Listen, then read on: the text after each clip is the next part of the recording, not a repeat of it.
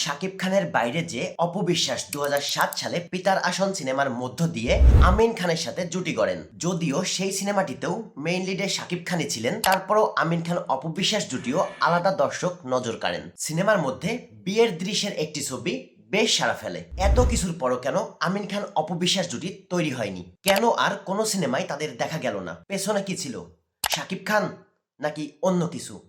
একটু খোঁজার চেষ্টা করি। আমিন খানের প্রাইম টাইম বা স্বর্ণালী সময় ছিল মূলত 1990-এর দশকের মাঝামাঝি থেকে 2000-এর দশকের শুরু পর্যন্ত, যে সময়টাতে অসংখ্য হিট সুপারহিট সিনেমা উপহার দিয়েছেন তিনি।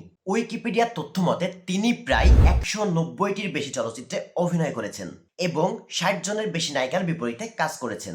অন্যদিকে অপবিশ্বাসের পথ চলা শুরু হয় 2006 সালের পর থেকে, যখন আমিন খানের ক্যারিয়ার ভাটা পড়তে শুরু করে। এটাই কি কারণ জুটি না হওয়ার? এইটা একটা কারণ হলেও আরো বেশ কয়েকটি কারণও রয়েছে। সিনেমায় আসার পর থেকেই অপবিশ্বাস অনেকটা শাকিব খান নির্ভর হয়ে পড়েন এবং অবিশ্বাস্য সাফল্য পান।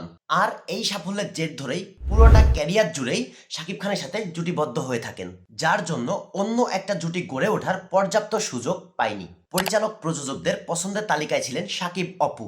যেহেতু শাকিব অপু মানে অধিক লাভ, তাই পরিচালক প্রযোজক নতুনত্বের সন্ধান না করে একটানা শাকিব অপুর পিছে লগ্নি করতে থাকেন, যার রেজাল্ট একসময় চলচ্চিত্রে একঘেয়েমিতে পরিণত হয়েছিল। কিন্তু একটু নতুন খোঁজার চেষ্টা করলে হয়তো আজকে সফল জুটি হিসেবে আরো একটা জুটি থাকতো, আমিন খান অপবিশ্বাস জুটি। আচ্ছা, অপবিশ্বাস তো সিনেমায় ব্যাক করেছে, আর বর্তমানে আমিন খানের ফিটনেসও খুবই সুন্দর। তো নতুন করে আবার অপবিশ্বাস আমিন খান জুটি হয়ে আসলে কেমন হবে? আপনার মতামত জানাবেন কমেন্ট বক্সে। ভিডিওটি ভালো লাগলে লাইক করবেন, আর বিনোদন জগতের যে কোনো আপডেট নিউজ পেতে চ্যানেলটি সাবস্ক্রাইব করে পাশেই থাকবেন।